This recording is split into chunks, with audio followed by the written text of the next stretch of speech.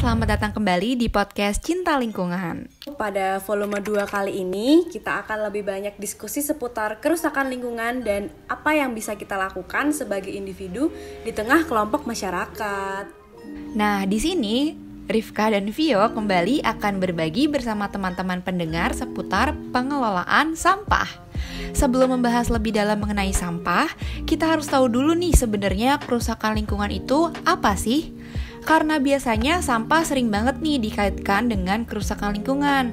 Mungkin di sini Vio bisa nih sharing sama kita mengenai kerusakan lingkungan. Boleh Vio bisa dijelaskan nih ke teman-teman pendengar semuanya? Oke, jadi kerusakan lingkungan hidup merupakan suatu perubahan langsung dan atau tidak langsung terhadap sifat fisik, kimia, dan atau hayati lingkungan hidup yang melampaui kriteria baku kerusakan lingkungan hidup. Nah, kriteria baku kerusakan lingkungan hidup itu apa sih? Jadi, kriteria baku kerusakan lingkungan hidup itu adalah ukuran batas perubahan sifat fisik, kimia, dan atau hayati lingkungan hidup yang dapat ditanggung oleh lingkungan hidup untuk dapat tetap melestarikan fungsinya.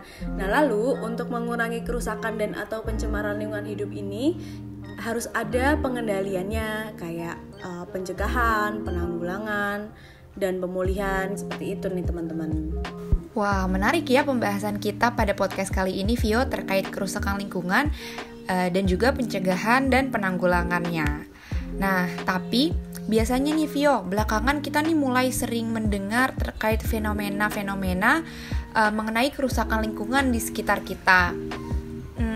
Mungkin bisa nih kita ngebahas terkait fenomena-fenomena apa aja sih yang sering banget diomongin ya Vio belakangan ini, yang sering marak terjadi belakangan ini. Bisa nih Vio diceritakan ke teman-teman. Oke, jadi gini nih Rifka dan teman-teman, kerusakan lingkungan itu banyak dilakukan oleh manusia. Nah, itu tuh punya latar belakang yang berbeda-beda. Salah satu contohnya yang sedang marak itu adalah penebangan hutan. Nah, penebangan hutan yang terjadi itu merupakan gambaran tekanan yang dilakukan oleh kita atau manusia terhadap alam dan lingkungannya untuk meningkatkan perekonomian masyarakat. Nah, hal ini tuh merupakan contoh kecil yang terjadi di areal hutan kita. Makanya akhir-akhir ini areal hutan di negara kita ini mulai tinggal sedikit gitu. Nah, kepedulian lingkungan hanya muncul sejauh terkait dengan kepentingan hidup kita, dan itu pun lebih banyak bersifat seperti jangka pendek kayak gitu. Nah, selain itu juga ada nih banyak lagi marak itu pencemaran air yang semakin meningkat. Nah,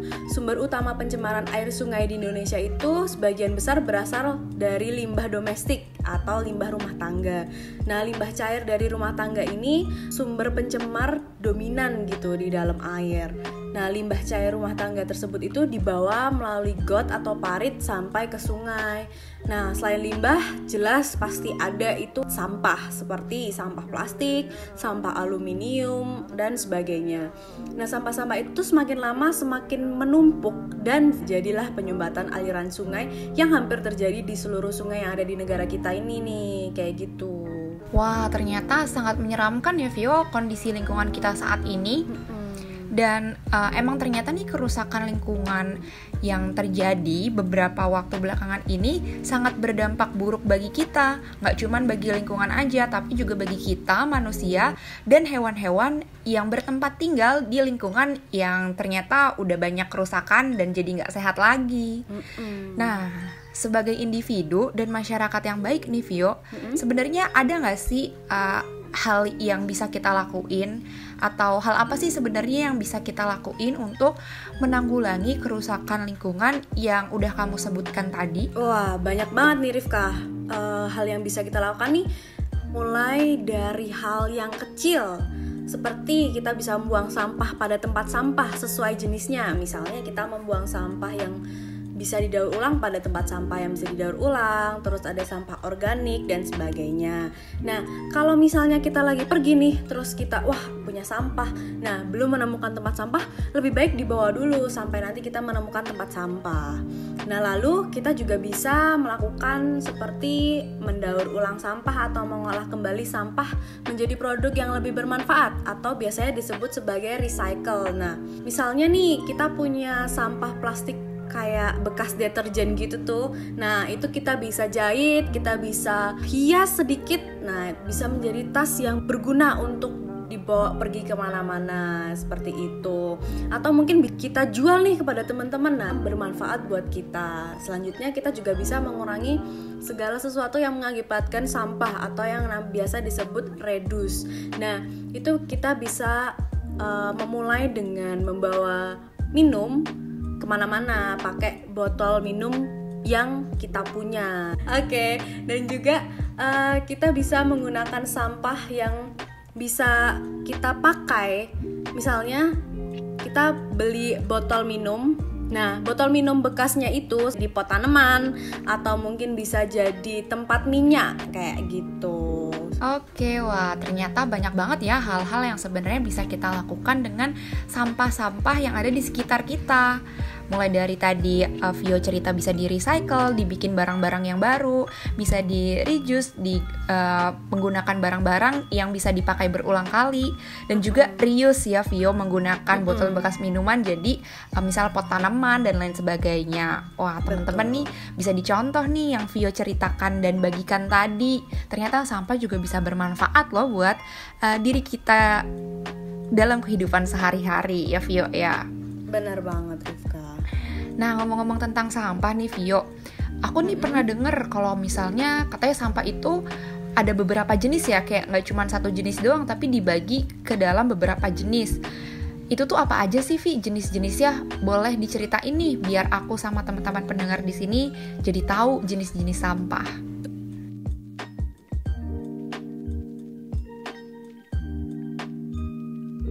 18 tahun 2008 tentang pengelolaan sampah dan juga peraturan daerah Kabupaten Lombok Utara nomor 3 tahun 2018 tentang pengelolaan sampah itu ada yang pertama sampah rumah tangga. Sampah rumah tangga itu adalah sampah yang berasal dari kegiatan sehari-hari dalam rumah tangga, tapi tidak termasuk tinja dan juga sampah spesifik. Nah, yang kedua ada sampah sejenis sampah rumah tangga, yaitu sampah yang berasal dari kawasan komersial, kawasan industri, kawasan khusus, fasilitas sosial, fasilitas umum, dan atau fasilitas lainnya. Lalu yang ketiga ada sampah spesifik, yaitu sampah yang karena sifat, konsentrasi, dan atau volumenya itu memerlukan pengelolaan khusus. Nah, sampah spesifik itu kan sampah yang mengandung limbah bahan berbahaya dan beracun, itu sampah yang timbul akibat bencana, terus puing bongkaran bangunan, habis itu sampah secara teknologi belum dapat diolah. Nah, itu tuh sampah-sampah spesifik kayak gitu sih Rifka. Jadi ada 3 jenisnya. Oh begitu ya Vio, jadi ada 3 jenis ya dari sampah-sampah ini sendiri. Soalnya biasanya kan di rumah sendiri kita kalau buang sampah langsung aja di satu tempat sampah, tapi biasanya di fasilitas-fasilitas umum itu dibedakan ke 3 tempat sampah yang berbeda ya. Biasanya dibedakan dengan warna-warnanya gitu ya Vio ya. Bener banget. Jadi nanti bisa sampah yang daur ulang, organik, anorganik, terus sampah plastik, atau mungkin macam-macam sih Rifkah. Itu tergantung dengan pengelola sampahnya itu membedakannya berdasarkan apa aja, seperti itu. Oke, dari tadi kan kita udah ngomongin nih tentang jenis-jenis sampah, gimana cara mengelola sampah, bahkan mengelola berdasarkan jenis-jenisnya itu sendiri. Sebenarnya nih tujuan dan manfaat pengelolaan sampah itu sendiri apa sih Vio?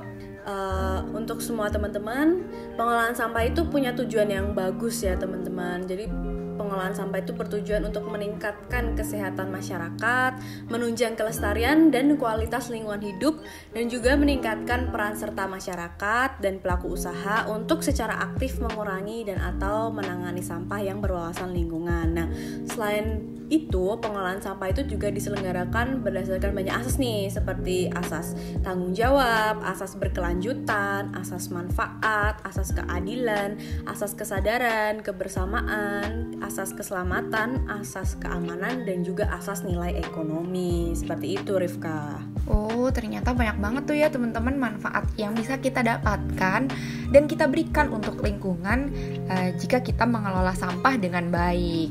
Makasih nih Vio informasinya. Aku sama teman-teman pendengar lainnya jadi semangat untuk terus dapat mengelola sampah dengan baik. Nah, tapi selain dapat manfaatnya nih, kita sebagai individu dan warga masyarakat yang baik tuh bisa dapetin apa lagi sih, Vi? Hak apa lagi yang bisa kita dapetin terkait sampah ini?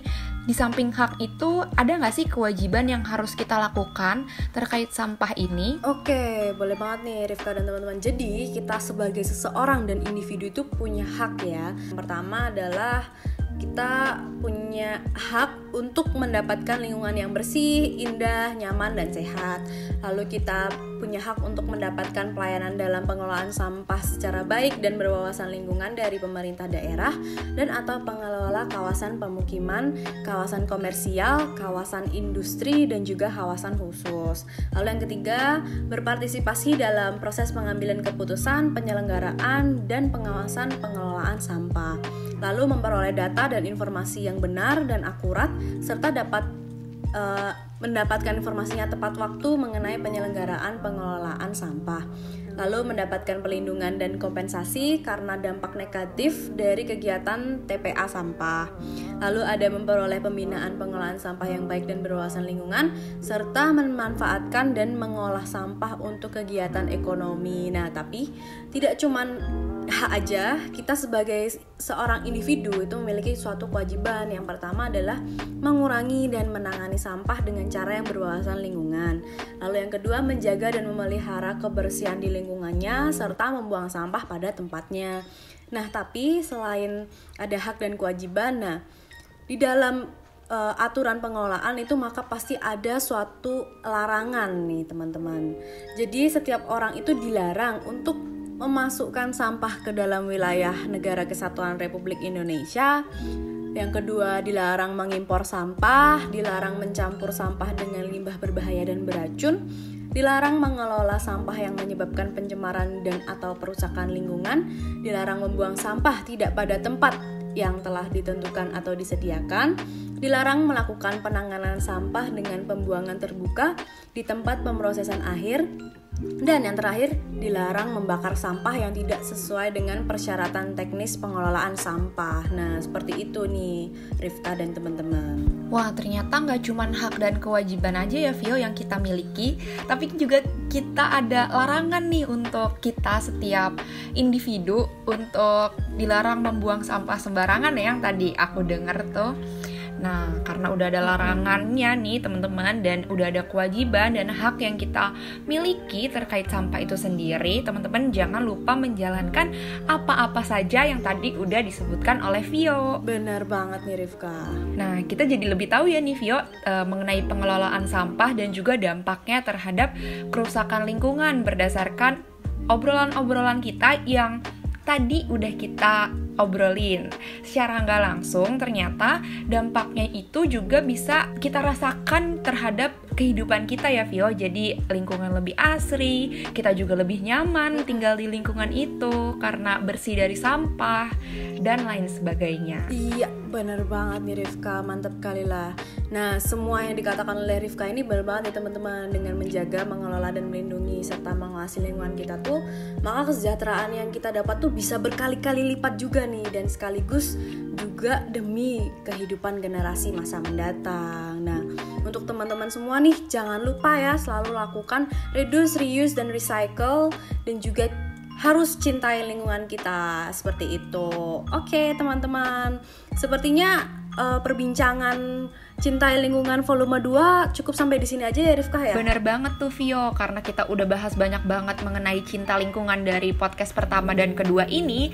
Kita tunggu nih peran serta teman-teman semua dalam menjaga lingkungan kita. Yap, benar sekali. Jangan lupa tetap lakukan reduce, reuse, recycle, dan cintai lingkungan kita. Salam sehat teman-teman. Dadah. Dadah.